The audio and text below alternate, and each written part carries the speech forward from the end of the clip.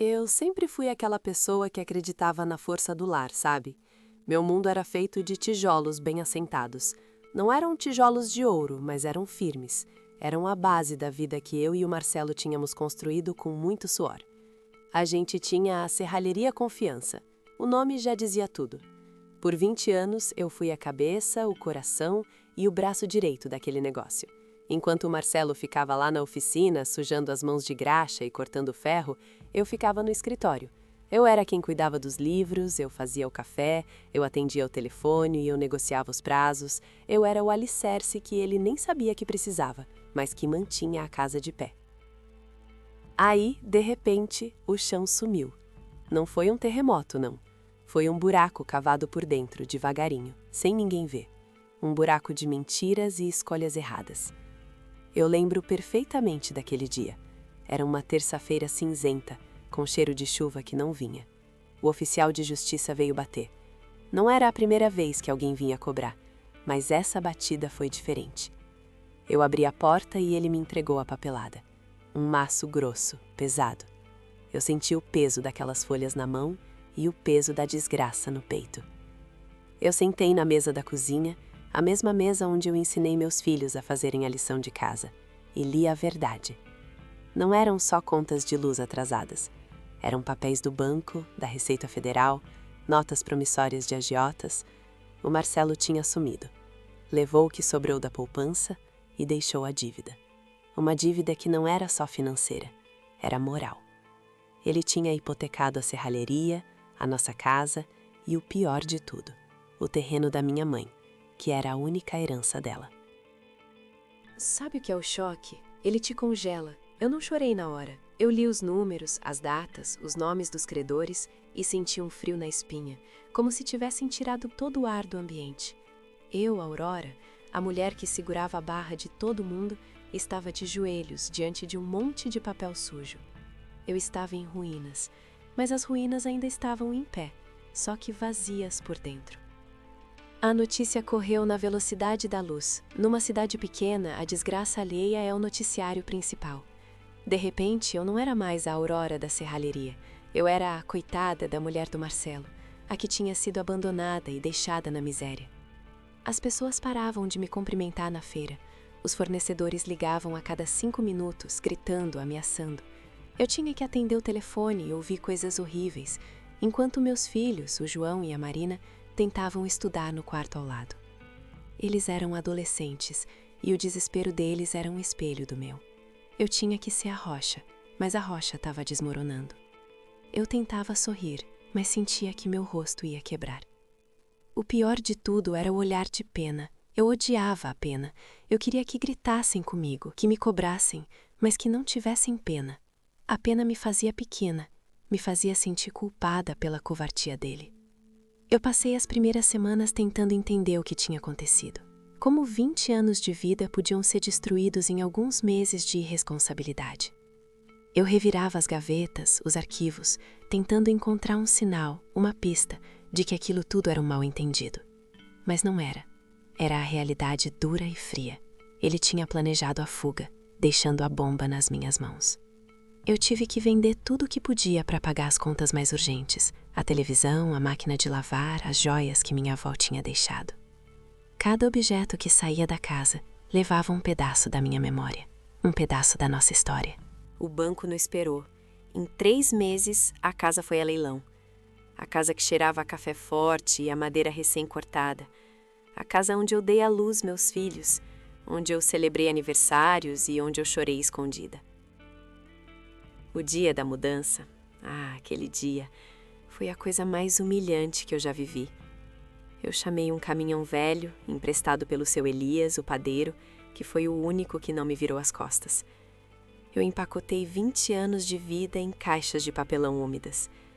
Eu olhava para os brinquedos velhos do João, para os desenhos da Marina na parede e sentia uma dor física, sabe? Como se estivessem arrancando algo vital de mim. Quando eu fechei o portão pela última vez, eu senti que não estava só perdendo a casa. Eu estava perdendo a minha identidade, a minha segurança. Eu olhei para trás e vi a placa enferrujando da Serralheria Confiança e pensei, confiança? que piada amarga. Eu me mudei para um quartinho nos fundos da casa da Dona Elsa, uma senhora muito religiosa que alugava um cômodo perto do rio. Era um lugar pequeno, com cheiro de mofo e sem luz direito. Não cabia quase nada. Tivemos que dormir no chão, em colchões finos. Foi ali, naquele buraco, que eu tive que decidir. Ou eu afundo de vez, aceito a derrota e me entrego ao desespero, ou eu luto como nunca lutei antes. O desespero tem uma força estranha. Ele te esmaga, mas se você não morrer, ele te endurece. Eu estava lavando a única roupa boa que me restava numa bacia velha, esfregando com tanta raiva que parecia que eu estava esfregando a vida do Marcelo para fora da minha alma. Eu parei. Eu olhei para as minhas mãos. Elas estavam ásperas, não só de limpar a casa, mas de mexer com ferro, de carregar peso na serralheria, de contar dinheiro. Naquele momento, eu tive um estalo, uma clareza que só a miséria total pode te dar. Eu sabia de cabeça o preço do aço, o custo da mão de obra, quem vendia o melhor vergalhão. Eu sabia como planejar uma estrutura, como fazer um orçamento justo. Eu não era só a mulher do Marcelo, eu era a gerente de fato, a mente por trás da confiança. Foi como se um interruptor tivesse ligado na minha cabeça. A raiva virou combustível, o medo virou urgência. Eu respirei fundo e disse em voz alta para o quarto vazio e para Dona Elsa, que estava rezando na cozinha. Eles podem ter levado tudo, mas não levaram o que eu sei, e não levaram a minha capacidade de levantar de novo. Eu não tinha capital, não tinha crédito, tinha uma dívida gigantesca no meu nome. Eu tinha um martelo velho, um alicate enferrujado e a necessidade urgente de botar comida na mesa para o João e a Marina. A primeira coisa que eu fiz foi pegar a bicicleta emprestada do seu Elias, uma bicicleta velha, enferrujada, com a cesta torta. Eu amarrei o martelo e o alicate na cesta e saí pela rua. Eu não podia abrir uma serralheria, mas eu podia consertar o que estava quebrado. Eu comecei a fazer bicos, pequenos reparos, portões que não fechavam direito, grades que precisavam de solda, conserto de panelas de pressão. Eu ia de casa em casa, batendo na porta. Eu sou a Aurora, eu conserto o que está quebrado. No começo as pessoas desconfiavam. Você consegue imaginar uma mulher de calça jeans velha e camiseta manchada oferecendo-se para soldar um portão? Onde está seu marido, minha filha? Isso não é serviço para mulher. Eu respondia com a voz firme, olhando bem nos olhos da pessoa. Meu marido está onde ele escolheu estar. Eu tô aqui, trabalhando. E eu garanto que o serviço vai sair bem feito, mais rápido e mais barato do que qualquer oficina por aí. A primeira semana foi miserável. Eu ganhei o suficiente para comprar pão, leite e um pouco de fubá. Minhas mãos estavam cheias de bolhas e eu voltava para o quartinho exausta, com as costas doendo. Eu tinha que esconder o cansaço dos meus filhos, que já estavam sofrendo com a mudança de vida. O João, que era o mais velho, me olhava com uma tristeza que me cortava. Ele sentia falta do pai, mas principalmente sentia raiva do que o pai tinha feito. Mas eu fiz o serviço bem feito. E o boca a boca começou a rodar. Devagar. Lento. A Aurora conserta mesmo. E ela é honesta. O primeiro trabalho grande veio do seu Carlos, dono da mercearia. O portão de ferro dele tinha saído do trilho. Era pesado, difícil de manusear. Eu passei a manhã inteira debaixo do sol, suando, levantando aquele portão com uma alavanca que eu tinha achado no lixo. Quando eu terminei, o portão deslizava suavemente. Seu Carlos me pagou e me deu um saco de arroz e feijão. Naquela noite, eu fiz a primeira refeição decente em semanas. Eu olhei para meus filhos comendo e senti uma lágrima escorrer. Mas era uma lágrima diferente. Não era de tristeza, era de alívio. Eu estava conseguindo.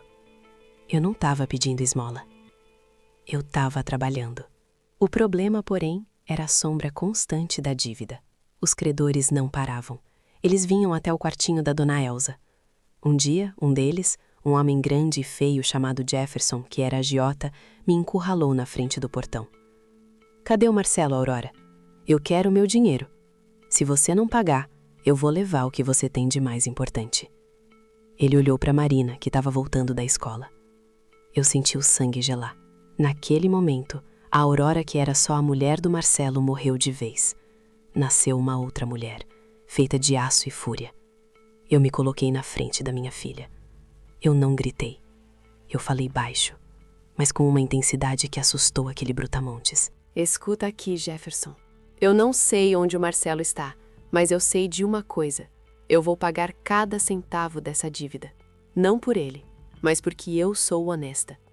Agora, você olhe para minha filha de novo, ou ameace minha família, e eu juro que você vai se arrepender de ter nascido.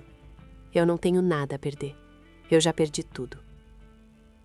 Ele hesitou. Ele viu nos meus olhos que eu falava sério. A miséria tinha me dado barras. Ele foi embora, resmungando, mas ele entendeu. Eu não era mais uma vítima fácil. Eu sabia que não bastava fazer bicos. Eu precisava de uma estratégia. Eu precisava renascer a serralheria, mas de um jeito que ninguém esperava. Minha grande carta na manga era o conhecimento. Eu sabia que a maioria das serralherias da cidade cobrava caro por serviços pequenos e demorava para entregar. Eu decidi focar no que eles desprezavam, a agilidade e a manutenção. Eu precisava de um lugar para trabalhar, não podia ficar soldando na rua. Eu tive uma ideia. O antigo barracão da Serralheria Confiança estava lacrado pelo banco, mas ao lado havia um terreno baldio, cheio de mato e lixo, que pertencia à prefeitura. Eu fui até a prefeitura, limpei o mato e pedi permissão para usar aquele espaço aberto, como uma espécie de oficina móvel. Eu prometi que manteria limpo e que não faria barulho fora do horário comercial. Eles riram de mim, claro, mas eu insisti tanto que o secretário de obras, um senhor cansado, acabou cedendo. Use, mas se der problema, eu te tiro de lá. Eu consegui um pedaço de terra. Agora, eu precisava das ferramentas. Eu usei o pouco dinheiro que tinha juntado para comprar uma máquina de solda usada, bem velha, mas que funcionava, e um par de luvas novas. Eu montei minha serralheria no meio do terreno baldio. Era só uma lona velha para proteger do sol e minhas ferramentas espalhadas na terra. Eu era a única mulher do ramo na cidade, e eu estava trabalhando no lixo. Era humilhante? Sim, mas era meu, e eu estava respirando. O João e a Marina, depois da escola, vinham me ajudar. Eles limpavam as peças, lixavam o ferro. Eles viram o sacrifício, e isso nos uniu de uma forma que o conforto antigo jamais faria. Eles entenderam que a luta era nossa. Eu comecei a aceitar qualquer serviço. Se era para fazer uma grade de janela, eu fazia. Se era para consertar um portão de garagem, eu ia lá. Eu trabalhava do sol a sol. Eu sentia o cheiro do metal quente, o calor da solda no meu rosto. E isso me dava uma energia estranha. Era a energia da sobrevivência. Os clientes começaram a chegar, não por pena, mas porque eu era a mais rápida, a mais barata e a mais confiável. Eu entregava no prazo, e meu preço era imbatível, porque eu não tinha os custos de uma loja grande. Eu batizei meu negócio de Fênix Reparos. Eu precisava de um nome que dissesse o que eu estava fazendo, renascendo das cinzas. O dinheiro era contado. Eu pagava o aluguel do quartinho, comprava comida e separava a terceira parte para começar a pagar os credores. O primeiro credor que eu procurei foi o seu Damião, o fornecedor de aço que o Marcelo mais devia. Eu cheguei no escritório dele, que era luxuoso, e ele me recebeu com desconfiança. Veio pedir mais prazo, Aurora? Esquece. Eu coloquei um envelope na mesa dele. Dentro havia uma quantia pequena, mas significativa. Seu Damião, isso é o primeiro pagamento. Eu não estou pedindo prazo. Eu estou dizendo que eu vou pagar. Eu sou a Fênix Reparos. Eu não sou o Marcelo. Eu sou a mulher que vai limpar a sujeira dele. Mas eu só vou pagar se o senhor me der um voto de confiança e me vender material com 50% de entrada, para eu poder continuar trabalhando. Ele ficou me olhando por um longo tempo. Ele viu a poeira nas minhas roupas, o corte na minha mão. Ele viu que eu não estava blefando. Você tem coragem, menina. Ninguém nunca me pagou uma dívida assim, aos poucos, depois de um calote desses. Eu não sou ninguém, seu Damião. Eu sou a Fênix, e eu não vou parar até que essa dívida esteja zerada. Ele concordou. Foi o meu primeiro grande passo. Eu tinha crédito, ainda que mínimo, e eu tinha honra. Eu comecei a crescer devagar. O terreno baldio estava sempre cheio de ferro e de gente. Eu contratei o Dudu, o menino jovem que tinha sido aprendiz na antiga serralheria, para me ajudar com a parte mais pesada. Eu ensinei a ele tudo o que eu sabia sobre orçamentos e atendimento. A Fênix Reparos começou a incomodar a concorrência. As serralherias grandes, que antes me ignoravam, agora me olhavam de canto. Elas viam uma mulher, sozinha, sem estrutura, tirando o serviço delas. Mas a vida, meus amigos, é feita de altos e baixos, e eu mal tinha saído da cova e já vinha mais tempestade. Um dia, eu cheguei no terreno baldio e encontrei a lona rasgada e minhas ferramentas espalhadas. A máquina de solda estava coberta de areia. Alguém tinha passado a noite ali e destruído o pouco que eu tinha. Eu sentei na terra, com a cabeça nas mãos. Eu estava tão cansada, tão exausta. Eu pensei, é isso. Eles venceram. Mas aí eu olhei para a máquina de solda, suja de propósito, e a raiva voltou. Não era a raiva do Marcelo, era a raiva da injustiça, da maldade mesquinha de quem não suporta ver o outro se levantar. Eu liguei para o seu Elias, o padeiro. Ele veio, me ajudou a limpar tudo. Quem fez isso, Aurora? A concorrência, seu Elias. Eles têm medo.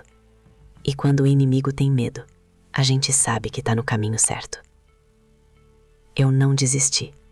Eu gastei o dinheiro que tinha para comprar uma corrente e um cadeado reforçado. E eu decidi que não ia mais trabalhar só com reparos. Eu ia construir. Eu consegui um contrato pequeno para fazer as grades de uma escola municipal nova. Era um trabalho grande para o meu pequeno negócio, mas eu aceitei. Eu trabalhei dia e noite. O Dudu e eu cortávamos, soldávamos, pintávamos. Eu aprendi a dirigir o caminhão velho do seu Elias para buscar o material. Na noite da entrega, eu estava lá, com a roupa suja, o rosto preto de fuligem, olhando para aquelas grades instaladas. Elas eram perfeitas. Eu tinha feito aquilo, sozinha. Quando o pagamento entrou, eu fiz a coisa mais importante. Eu paguei o agiota Jefferson.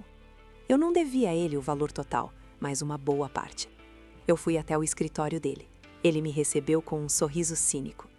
Eu entreguei o dinheiro na mesa. Está aqui, mais um pouco da dívida do Marcelo. Quero um recibo assinado, detalhando o que foi pago. Ele assinou, ainda com aquele sorriso. Você é burra, Aurora. Você está pagando uma dívida que não é sua. Você devia assumir igual a ele. Eu peguei o recibo, dobrei e guardei no bolso. Olhei para ele e disse, eu não sou burra, Jefferson. Eu estou construindo o meu nome, e o meu nome vale mais do que o seu dinheiro. Eu não sumo, eu fico, e eu levanto o que cai. Anote isso. Eu saí daquele lugar com a sensação de que tinha recuperado um pedaço da minha alma. Eu estava pagando um preço alto pela traição do meu ex-marido, mas eu estava fazendo isso de cabeça erguida. E cada pagamento era uma vitória. A Fênix Reparos não era mais só reparos. Era uma serralheria de verdade, operando no meio do lixo, mas com a reputação de ouro. A Aurora, a coitada, tinha virado a Aurora de ferro. E a história estava apenas começando a ser escrita. Eu estava pronta para a próxima batalha. Eu estava de pé. E o chão que o Marcelo tinha levado, eu estava refazendo com as minhas próprias mãos. Eu continuei na luta, meus amigos. A Fênix Reparos, nascida no lixo, estava ganhando asas. Mas eu sabia que não podia ficar para sempre naquele terreno baldio, debaixo de uma lona rasgada. Eu precisava de estrutura, precisava de respeito e, principalmente, eu precisava de um teto decente para meus filhos. O dinheiro da escola municipal me deu um fôlego. Eu paguei mais uma parte da dívida do seu Damião, o fornecedor, e ele, vendo minha seriedade, me deu um prazo maior e até me vendeu um lote de aço com um desconto pequeno. Era o voto de confiança que eu precisava. Eu tirei o João e a Marina do quartinho da Dona Elza. Não compramos uma mansão, longe disso. Alugamos uma casa simples, pequena, mas que tinha 2 quartos e cheiro de limpeza. Na primeira noite, eu vi o alívio nos olhos dos meus filhos. Eles voltaram a sorrir de um jeito mais leve. Isso valeu cada gota de suor que eu derramei. O próximo passo era a serralheria. Eu precisava de paredes. Eu juntei cada centavo. Negociei, barganhei, trabalhei em feriados. Eu não me dava luxo. Minha roupa de trabalho era sempre a mesma calça jeans puída. Eu economizava até na sola do sapato. 1 ano depois que o Marcelo sumiu, eu consegui alugar um galpão pequeno a 3 quarteirões de onde ficava a antiga serralheria Confiança. Era um lugar meio feio, com a porta enferrujada, mas era seco, tinha luz e era meu. Eu me sentia dona do mundo quando pendurei a placa que eu mesma pintei, tremendo a mão. Fênix, Serralheria e Reparos. O Dudu, o meu ajudante, virou meu braço direito. Ele era um menino de ouro, trabalhador e honesto. E meus filhos? Eles estavam crescendo dentro do galpão. O João, que era bom com números, passou a cuidar dos orçamentos depois da escola. A Marina, que tinha jeito para desenho, fazia os projetos das grades e portões. A gente era uma família de ferro, unida pelo metal e pela necessidade. A cidade começou a me ver diferente. A Aurora de Ferro não era mais a coitada. Eu era a empresária, a que fazia acontecer. Os antigos concorrentes, aqueles que tentaram sabotar minha lona no terreno baldio, agora tinham que lidar com a minha eficiência. Mas a sombra da dívida ainda estava lá, gigantesca. E a pior de todas era a hipoteca do terreno da minha mãe. Aquilo era um peso na minha alma que não me deixava dormir. Se eu perdesse aquele terreno, eu perderia a honra, perderia a última ligação limpa com a minha história. Eu tracei um plano de ataque. Eu precisava de um trabalho que me desse um lucro grande o suficiente para quitar aquela hipoteca de uma vez. Eu soube que a prefeitura estava licitando a construção de um grande centro esportivo. Era um projeto enorme, que envolvia toneladas de aço estrutural. Todas as serralherias grandes da região estavam de olho. Eu preparei a proposta mais detalhada e justa que eu podia fazer. Eu passei 3 noites em claro, calculando, revisando, sabendo que eu não podia errar em 1 centavo. Eu não tinha o nome pomposo das outras empresas, mas eu tinha a reputação de quem não enrola. Quando eu entreguei o envelope na prefeitura, eu senti o peso da história nas minhas mãos. Era a Fênix competindo com os dragões. Eu ganhei a licitação. Vocês conseguem imaginar a Aurora, que estava soldando panela de pressão na rua há 2 anos, ganhando o maior contrato de construção civil da cidade. O choque foi geral. Os donos das outras serralherias vieram me procurar, querendo saber como eu consegui. Vocês cobram o preço do nome de vocês. Eu cobro o preço do meu trabalho, eu disse, sem levantar a voz. O trabalho foi insano. Eu tive que contratar mais gente, comprar máquinas novas, negociar prazos com o seu Damião, que agora me vendia o que eu quisesse. Eu dormia no galpão, com o cheiro de graxa e metal. Eu estava exausta, mas a exaustão era doce, porque era minha. 6 meses depois, o centro esportivo estava de pé, com as estruturas de aço brilhando sob o sol. A Fênix tinha entregue no prazo e sem um único erro. Como pagamento na conta, eu fiz a viagem mais importante da minha vida. Eu fui ao banco. Eu entrei na agência, vestindo minha melhor roupa, que ainda era simples, mas limpa e passada, e pedi para falar com o gerente, o mesmo gerente que tinha sido frio e impessoal quando me tomou a casa. Eu coloquei o talão de cheques na mesa dele e disse: eu quero quitar a hipoteca do terreno que estava em nome da minha mãe. Por favor, calcule o valor final, incluindo juros e multas. O gerente, que agora me olhava com um respeito diferente, fez as contas. O número era astronômico. Eu assinei o cheque. Quando ele me entregou o documento de quitação, o papel que provava que a terra da minha mãe estava livre, eu não chorei. Eu senti um calor no peito.